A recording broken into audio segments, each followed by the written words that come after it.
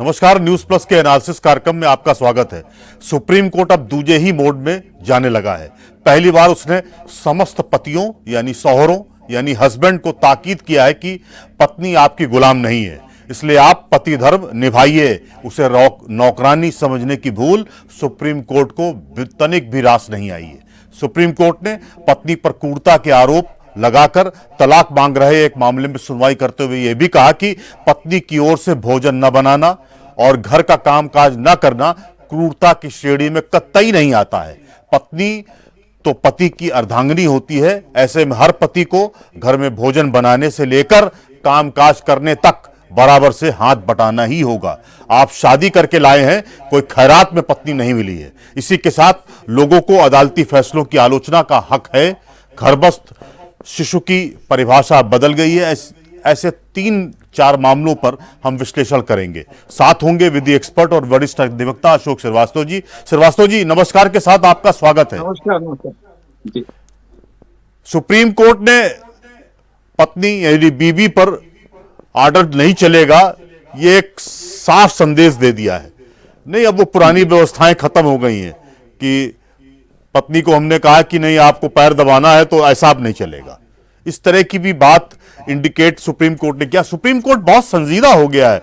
Srivastava sir, क्या आपको लगता नहीं है कि उसको धरातल पे जिस तरह की समस्याएं हो रही हैं, जिस तरह का संवाद लोगों के बीच में हो रहा है, उसकी भी जानकारी उसको बारीकी से होने लगी है, जिसके कारण वो तमाम सारी टिप्पणियां भी कर रहा है और कहीं ना कहीं एक फैसले की कहीं ना कहीं एक रास्ता भी दे रहा है कि आप समाज में अगर आपको रहना है तो आपको मान मर्यादा रखनी होगी, डेकोरम बनाना होगा, अनुशासन बनाना होगा। ऐसे नहीं चलेगा। Sir please carry on sir. देखिए, जो सुप्रीम कोर्ट में हमारे जजेस बैठे हुए हैं वो भी तो इसी समाज का अंग हैं। बिल्कुल। और इसी समाज से ही वो तरक्की करते करते जो है वहां तक पहुंचे हैं। तो बहुत से ऐसे हमारे जजेस हैं जो बहुत साधारण परिवारों के हैं और सारी परिस्थितियां अच्छी खराब उन्होंने देखी जी, और अपनी मेहनत और लगन के बलबूते वहां ऑनरेबल सुप्रीम कोर्ट में जस्टिस होकर बैठे हुए। तो कोई ऐसी चीज नहीं है जो उनके संज्ञान में न रहती हो। देखिए, अपने यहाँ सनातन को मैं लेके चल रहा हूँ जी, तो जहां पर स्त्री की स्थिति देवी की और पत्नी को अर्धांगिनी के रूप में माना जाता, कभी उसको नौकरानी नहीं माना गया किसी भी स्टेज पर। बल्कि पत्नी के कार्य और पति के कार्य अलग अलग जो है वो विभाजित रहे। बाहर से कमाने का, बाहरी व्यवस्थाएं सब पति के जिम्मे और घर का देखभाल, बच्चों की देखभाल वो सब पत्नी के जिम्मे। अब स्थिति आती है कि अब बदली हुई परिस्थितियों में पहले स्त्रियां नौकरी नहीं करती थी। अगर आवश्यकता हुआ तो खेत पे काम करने गई या घर के काम देख रही हैं। ना वो मार्केट जाने से कोई मतलब होता था, ना किसी और काम से। अब लगभग 30 से 40% महिलाएं सब काम कर रही हैं। और उस स्थिति में जो पुरानी व्यवस्था थी हमारी, तो वो तो जाहिर सी बात है परिवर्तित होगी।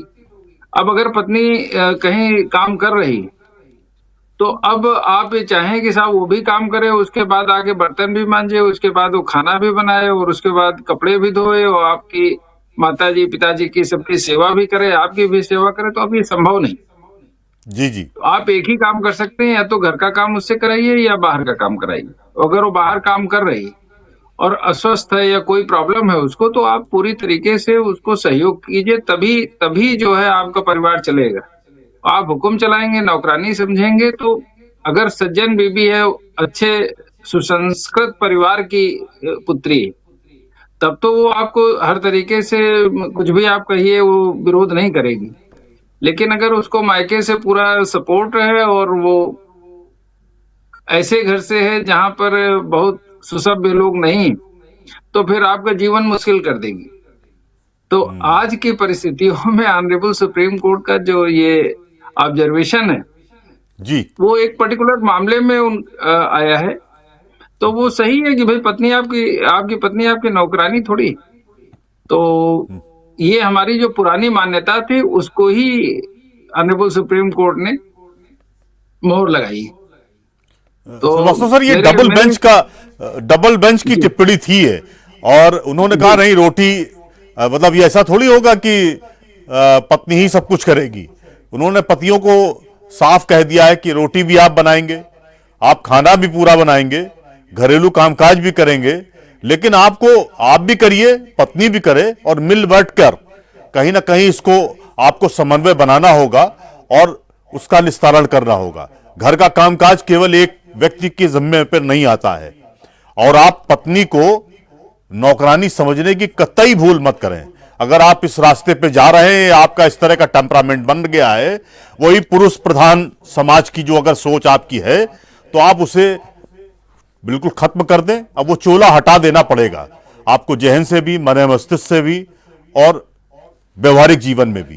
तो आपको क्या लगता है, जी जो इस तरह की शब्दावली का इस्तेमाल सुप्रीम कोर्ट के ने किया है, मुझे लगता है कि शायद सभी पतियों को इस बारे में गंभीर रूप से अब सोचना ही होगा।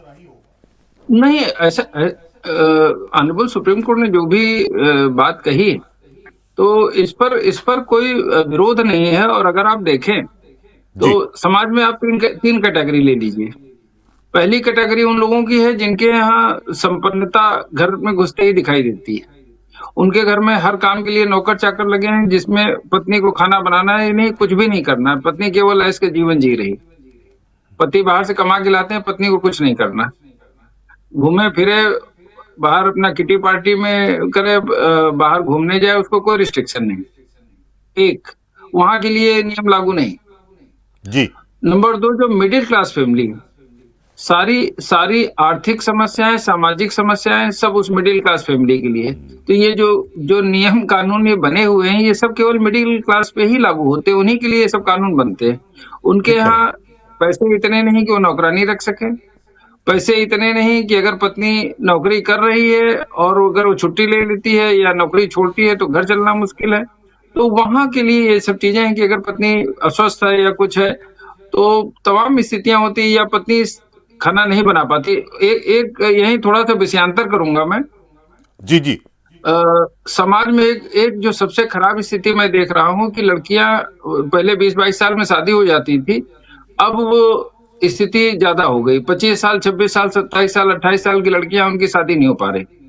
एजुकेशन उन्होंने अपनी 24-25 साल में, 23 साल में पूरी कर ली, और उसके बाद 3-4 साल तक उनकी शादी नहीं हो रही।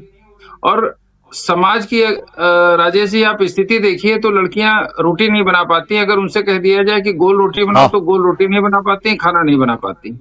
अब तो ये स्थिति है कि उनसे पूछना पड़ता है कि आप, जो लड़की शादी होगी, अगर लड़के वाले शादी की बात करते हैं, तो खाना बनाने की तो दूर, उनको ये भी पूछना पड़ता है कि घर का खाना खा लेती हो कि नहीं।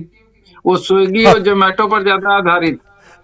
तो अगर ऐसी पत्नियां घर पे मिल जाएंगी, तो घर चलना बड़ा मुश्किल होता। आप मिडिल क्लास की सैलरी देख लीजिए, और उसके बाद अगर डेली स्विगी और जोमेटो से ऑर्डर हो रहे हैं, तो वो परिवार कैसे चलेगा।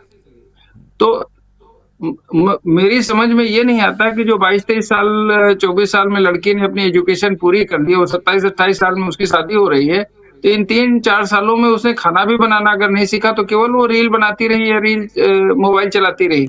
इसके जी। अलावा उसने कहीं नौकरी भी नहीं कर रही। तो ऐसी लड़कियां वही इस स्थिति में पहुंचती हैं कि साहब वो कोर्ट तक उनको जाना होता है, और वहां पर ये सारी स्थितियां पैदा होती है। अदरवाइज ये सब मामले न्यायालय तक जाने ही नहीं चाहिए। और ठीक अगर बात। आप मिडिल क्लास फैमिली में देख लीजिए, तो शायद ही कोई कुछ घर ऐसे होंगे जिनमें पति सहयोग नहीं करते हैं।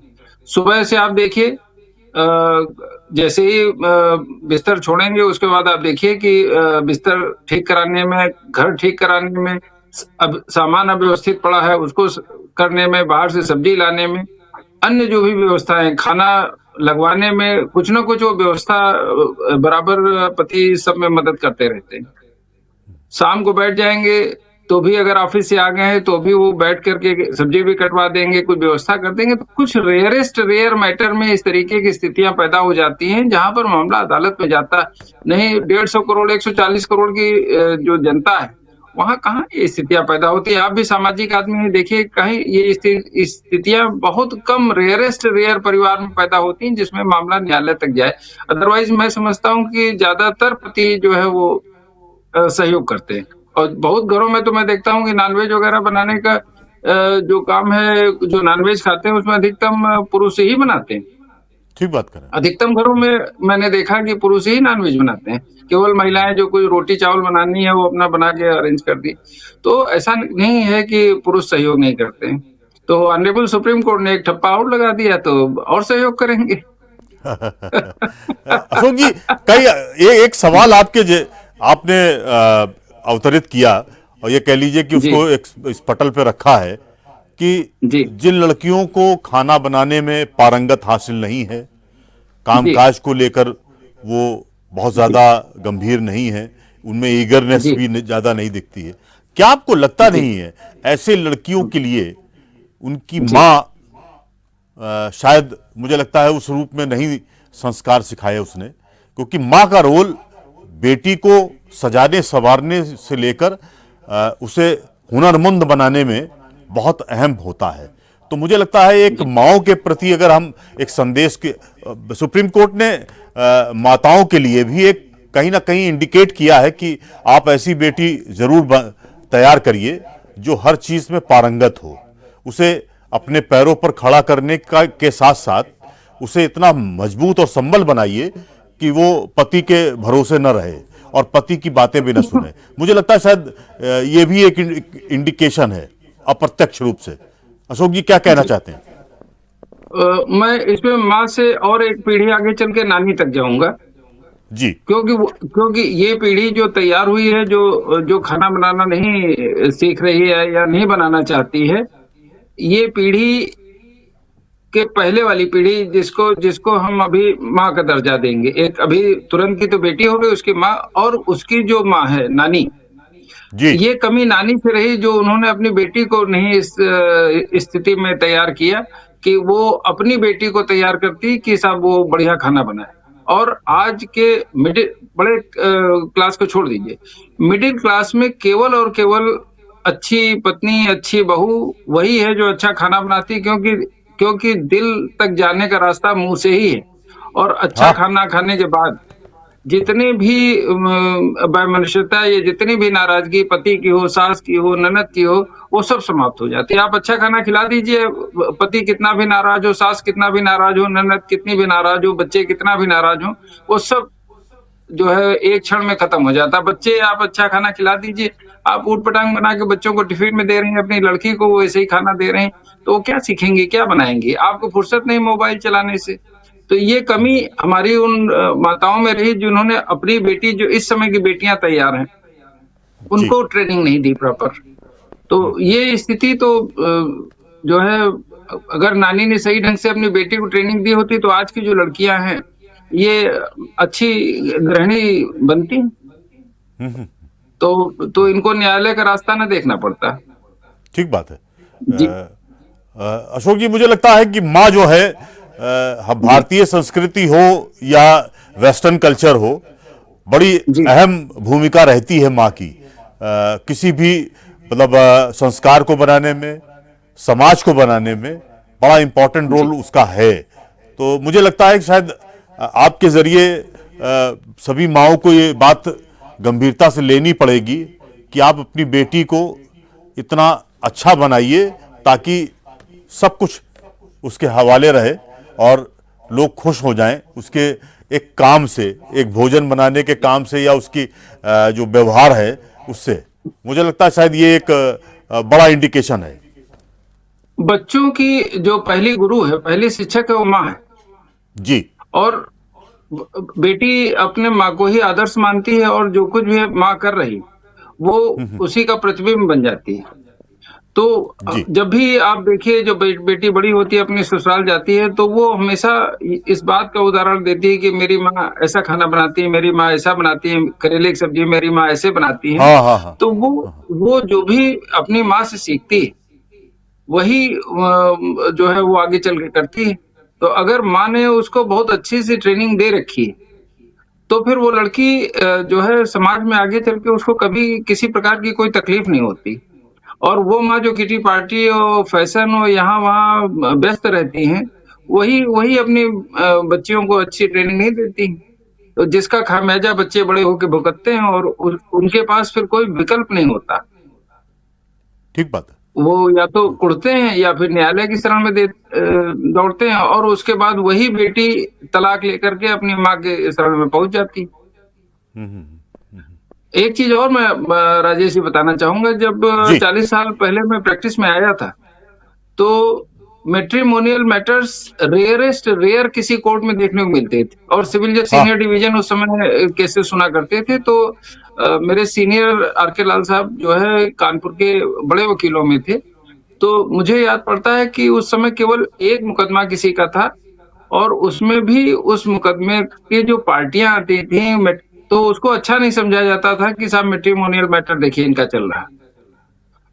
आज स्थिति यह है कि पूरी की पूरी एक फ्लोर, जिसमें कम से कम 5 फैमिली कोर्ट के जजेस बैठते हैं और मजिस्ट्रेट के यहाँ केसेज हैं, पूरा का पूरा वो फ्लोर भरा रहता है। और जिस दिन लोक अदालत लगती है, उस दिन सबसे ज्यादा मेला जो है उसी फ्लोर पे लगा रहता है, जिसमें हजारों की तादाद में लड़के लड़कियां जो है वो मौजूद रहते हैं। तो आज की स्थिति में राजेश जी, मैट्रिमोनियल मैटर इतने बढ़ते जा रहे हैं, इतने बढ़ते जा रहे हैं कि इस पर हमारे समाज को और हमारे जो जुडिशरी में बैठे हुए लोग हैं उनको उनको सोचना चाहिए गंभीरता पूर्वक। ठीक बात है। अशोक जी, अब इस मामले से इतर हम थोड़ा सा एक सुप्रीम कोर्ट के कल ही उन्होंने हियरिंग में कहा कि लोगों को अदालती फैसले या फैसले जितने भी हमारे आ रहे हैं उन पर जी आलोचना का हक है। ये आपको क्या जी लगता है कि सुप्रीम कोर्ट की ये कैसी भंडार कसी है कि हम नकारात्मक भी सुनेंगे और सकारात्मक भी सुनेंगे? देखिए, इस पर मेरा अपना सोचना थोड़ा सा अलग है। जी सुप्रीम कोर्ट, हाई कोर्ट के किसी भी फैसले पर एक लिमिट के अंदर ही आप उसकी आलोचना कर सकते हैं, हम्म और वो लिमिट जो है इस स्थिति में न पहुंच जाए कि आप कंटेम्प्ट की परिधि में आ जाए। हम्म स्वस्थ आलोचना होनी चाहिए, और उसका अगर कोई विकल्प आपके पास है जी या उसमें क्या कमी है वो आप बता सकते हैं, तब तो आप आलोचना करिए। अगर आपके पास कोई विकल्प नहीं है तो आप आलोचना मत करिए, आपको कोई अधिकार नहीं। हम्म, और जहां तक रही स्वस्थ आलोचना की बात, भाई वो भी तो इंसान है।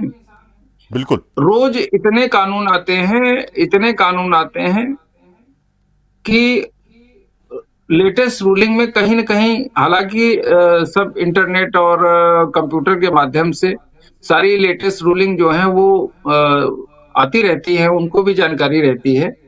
कभी-कभी कोई चूक हो जाती है। तो अब उसमें कोई ऐसी चीज जो समाज के लोग हैं, वो अगर कोर्ट के ऊपर आलोचना करने लगेंगे, और वो आलोचना इस दायरे में आ जाए कि वो साहब कंटेम्प्ट की स्थिति आ जाए, तो इस तरीके की जो है आलोचना या इस तरीके के कमेंट्स वो स्वीकार न होंगे। और अगर मेरा ऐसा सोचना है कि न्यायपालिका के संबंध में जो सम्मान है, वो सम्मान सबसे ऊपर होना चाहिए, और उस सम्मान में कोई कमी करने वाला अगर कोई टिप्पणी होती है तो वो जी। स्वीकार्य नहीं होनी चाहिए। अशोक जी, ये जो एनसीईआरटी ने कक्षा 8 के सामाजिक विज्ञान में नहीं न्यायालय को लेकर तमाम एक पूरा एक सब्जेक्ट रख दिया था, या कह लीजिए पूरा जी विषय ही पूरा रख दिया, उसी पर इन्होंने उसी कंटेस्ट में ये सुप्रीम कोर्ट ने हियरिंग में कहा है। हालांकि उस पर एक कमेटी जरूर बना दी गई है, और ये कहा गया है कि कमेटी को वैसे तो एनसीईआरटी ने वो पूरा कह लीजिए विषय ही वापस ले लिया है, फिर भी जी सुप्रीम कोर्ट ने एक कमेटी बनाई है, कहा इसको देखा जी जाए इस मामले को। उसी परिप्रेक्ष्य में उन्होंने इस तरह की टिप्पणी की। ठीक है, आप आलोचना करिए, स्वस्थ आलोचना करिए, अब ऐसा भी मत करिए कि सब कुछ आपको नीला ही दिखे, उसमें कुछ अच्छी चीजें भी दिखेंगी, ये भी इस बात को भी आपको गौर करना होगा। मैं श्रीवास्तव सर, ये एक प्रकरण था जिस पर मुझे लगता है कि सुप्रीम कोर्ट ने कहा कि नहीं, आप कुछ सब कुछ कह सकते हैं, इसे आपने एक हद बता दी कि कंटेम्प्ट ऑफ कोर्ट से बचने के लिए आप अपने बैरियर को तय करिए। कोर्ट की पर इतनी टिप्पणी मत करिए कि आप उसमें कंटेम्प्ट में फंस जाएं, ये भी एक विषय है। अशोक जी, एक एक विषय और है। जी इलाहाबाद हाई कोर्ट की लखनऊ पीठ ने कहा है कि 5 महीने का जो गर्भस्थ शिशु है उसे हम व्यक्ति मानेंगे। ये जी जो एक है, एक गर्भस्थ शिशु की परिभाषा पर भी उन्होंने थोड़ा उसको बदलाव किया है। अभी जी तक ये था कि जब तक बच्चा जन्म न ले तब तक कुछ होता है, नहीं कह सकते हैं, लेकिन उन्होंने कहा कि नहीं, वो इंसान है, अलाइव है। इस तरह की जो जी बात अभी कही गई है, उसे आप किस परिप्रेक्ष्य में देख रहे हैं? देखिए, मेरा मेरा अपना जो मानना है कि जैसे ही बच्चा गर्भ में आया तो जी। उसका अस्तित्व तो आ ही जाता है, उसमें जीवन आ बिल्कुल। गया। और उस जीवन को अगर किसी भी तरीके से क्षति पहुंचती है तो उस कंडीशन में जी। जो ये प्रकरण था ऑनरेबल हाई कोर्ट के सामने, इसमें हाँ, हाँ, हाँ, गर्भस्थ शिशु की जो है वो डेथ हो गई थी और उसमें हाँ। मुआवजा मांगा गया था, जिसको उन्होंने ये कहते हुए कोर्ट ने मना कर दिया था कि साहब, गर्भस्थ शिशु को हम नहीं मुआवजा देंगे। उस पे देखिए, मेरा विचार कुछ दूसरा है। जी। गर्भस्थ शिशु है अगर, और उसके संबंध में मुआवजे का अधिकार, मातृत्व का अधिकार समाप्त हो गया, छिन गया उससे। हाँ। अगर जो बच्चा पैदा होता तो उस बच्चे का जो पाने का सुख माँ को था या पिता को था, तो वो तो उस एक्सीडेंट से खत्म हो गया। तो वो बिल्कुल क्लेम तो ठीक बात। वैसे भी बच्चे में जीवन है कि नहीं है, 5 साल में 5 महीने माना जाएगा नहीं माना जाएगा, ये सब छोड़ दीजिए। केवल इतनी बात अगर होती कि साहब माँ के गर्भ में बच्चा है और उसकी डेथ हो गई, तो माँ और पिता उसमें क्लेम कर सकते हैं।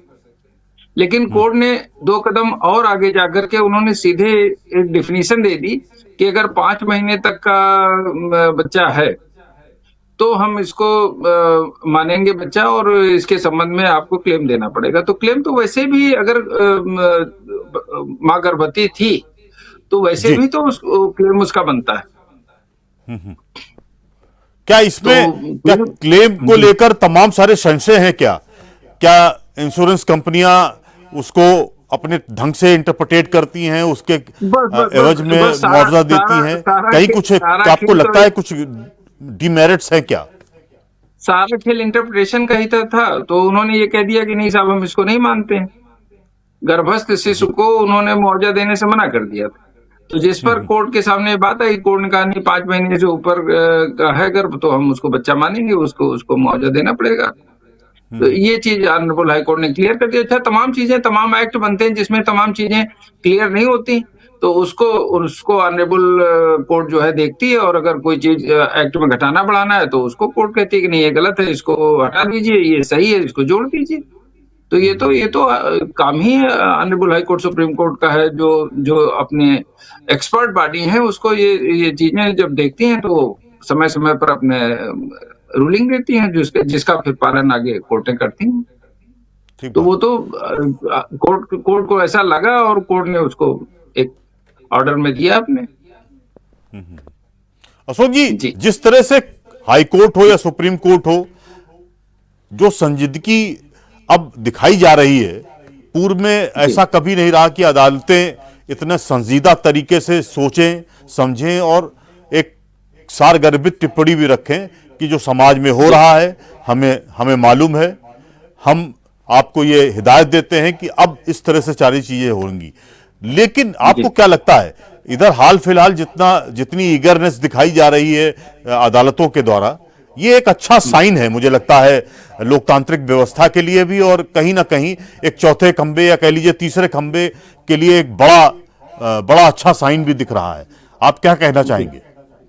मैं तो जुडिशरी में इस संबंध में ऑनरेबल जस्टिस सूर्यकांत जी को जो है बधाई दूंगा, क्योंकि जब हमारा हेड, किसी हाँ। इंस्टीट्यूशन का हेड वो बदलता है, तो सारा दारोमदार उस इंस्टीट्यूशन का उसी आदमी के ऊपर होता है जो उसका हेड है। अगर वो सही है तो पूरे संस्था एकदम अच्छे से काम करती है, अगर वो नकारा है या वो नहीं काम करना चाहता है तो उसमें इच्छा शक्ति का अभाव है, तो नीचे वाले भी काम नहीं करते। कई उदाहरण मैं दे रहा हूँ। देश के पहले बहुत तमाम प्रधानमंत्री आए, मोदी जी आए, बदलाव आपको दिखा। उत्तर प्रदेश में तमाम मुख्यमंत्री आए, योगी जी आए यहाँ, आपको उत्तर प्रदेश में बदलाव दिख रहा है। असम में हेमंत बिस्वा शर्मा आए, वहां आपको बदलाव दिख रहा है। तो ऐसे ही किसी चुनाव आयोग में टीएन शेषन साहब आए, वहां आपको बदलाव दिखा। तो केवल एक जो संस्था प्रमुख है उसको बदल दीजिए। हाँ आप अगर सही है आदमी तो ऐसे ही आपका चैनल है, आपके चैनल हेड जब बदल जाते हैं तो तमाम वर्किंग बदल जाती है। ऐसे ही नहीं, हमारे यहाँ आपने जिला सही जज बात हैं, उठाई कि जितने स्टेट मुझे लगता है हेड ऑफ द स्टेट कह लीजिए, हेड ऑफ द डिपार्टमेंट कह लीजिए, उसके कोर जी इश्यूज बदल जाते हैं। अगर वो बस उस लेवल पे है, विजनरी अप्रोच का व्यक्ति है, तो मुझे लगता है नीचे के लेवल पे सारी चीजें, कोर इश्यूज बदलेंगे, एजेंडा बदलेंगे, तो ये भी मुझे लगता है केव- सारी सारी चीजें होती हैं इसी केवल परिप्रेक्ष्य ये में। होता है कि फला फला व्यक्ति इस संस्था का हेड बनने जा रहा है, उसकी आहट से जी। सुधार आने लगते हैं। जब हमारा डीजीपी बदलता है तो थाने और पुलिस और सब डिस्ट्रिक्ट में जो है 24 घंटे के अंदर सर्दी गर्मी दिखाई देने लगती है। जी। तो वैसे ही हमारी हमारी जुडिशरी में जो संस्था हेड बदलते हैं 24 घंटे में असर दिखाई देने लगता है। अब ये है कि उस संस्था हेड के ऊपर है कि भाई वो कैसे करना चाहते हैं। अब इनके अंदर जो हमारे वर्तमान सीजेआई हैं, इनके अंदर काम करने की क्षमता है, काम करना जी। चाहते हैं और कुछ बदलाव चाहते हैं। तो दिख रहा आपको सब। अब यही अगर ठीक। सोचते हैं कि मैं 10 से 5 अपना मुकदमे करके घर में जाके आराम करूं तो आपको कुछ नहीं दिखेगा। अशोक जी, बहुत बहुत अच्छा लगा कि आपने तमाम बिंदुओं पर एक विश्लेषण नजरिया आपने रखा है। मुझे लगता है उस सब जी चीजों को भी समझना होगा, और इस कार्यक्रम के जरिए लोगों को भी समझना होगा कि क्या आगे का रास्ता होना चाहिए। सुप्रीम कोर्ट तो हमें एक कहीं ना कहीं इंडिकेट करता है, हमें लाइन ऑफ एक्शन देता है कि जीवन के फलसफे क्या हैं और जीवन की डोर कितनी मजबूत और कितनी कच्ची है, उस रास्ते पर आपको कैसे चलना है। आपका बहुत बहुत धन्यवाद अशोक जी। पति पत्नी के रिश्ते नाजुक भी होते हैं, पर होते अच्छे हैं, क्योंकि रिश्तों की असल जरूरत तो 60 साल के बाद पड़ती है। इसलिए किसी ने सच कहा है कि साथ देना मेरा तुम, हर एक मोड़ पर तुम्हारे बिन मेरा सब कुछ अधूरा है। धन्यवाद।